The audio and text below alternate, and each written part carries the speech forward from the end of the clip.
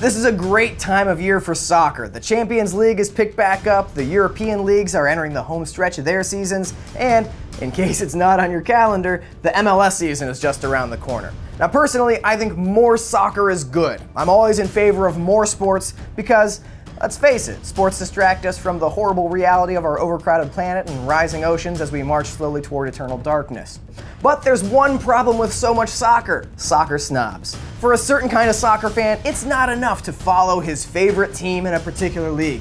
He needs you to know that he is the most knowledgeable soccer fan who follows the best league in the world. Oh, the Premiership is the best league top to bottom. Actually, the quality in La Liga has surpassed the EPL.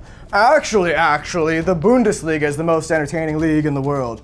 I really only have the time to follow the Champions League. Soccer snobs are basically an SEC chant with a beret. The only thing that soccer snobs can agree on is that MLS is shit.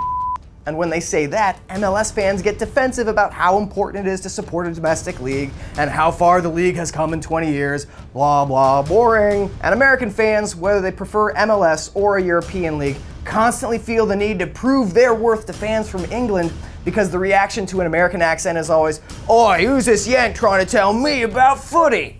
And Brits are always dismissive of Americans, which explains everything from the Battle of Trenton to Robert Greene. Actually, I don't think that picture's enough. Let's go ahead and run the full clip. Oh, and Rob Green's let it in. It's a howler. And the USA are level. Never gets old. Where was I?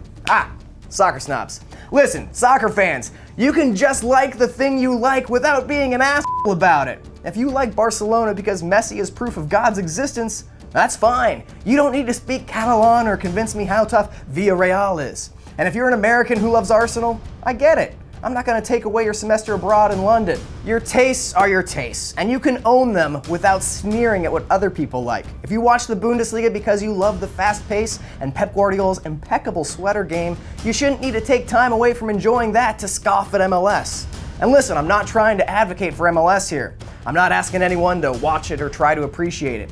But you should be able to admit that it's reasonable for people who like soccer to go to a nearby stadium so they can support a local team in person. When the Pacific Northwest gets excited for a Sounders-Timbers game, they're not idiots who can't appreciate El Clasico or the Manchester Derby.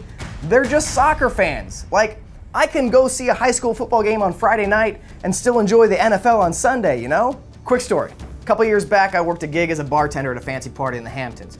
Big mansion, dinner party in a giant white tent outside. Real Great Gatsby sort of thing. So I'm setting up the bar, and I've got plenty of upper shelf liquor, a variety of beer, a case of red wine, and a case of white. And one of the guests comes up to me and says, "Do you have a dry Pinot Grigio?" And I'm like, "Lady, we got red and white."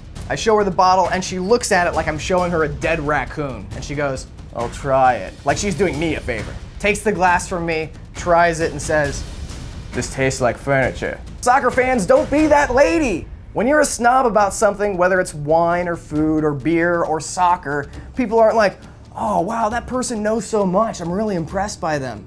They're thinking, "What a f***ing ass."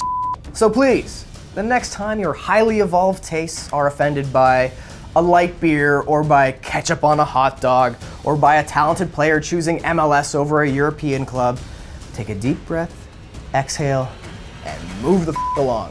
Because nobody's forcing you to drink the free wine.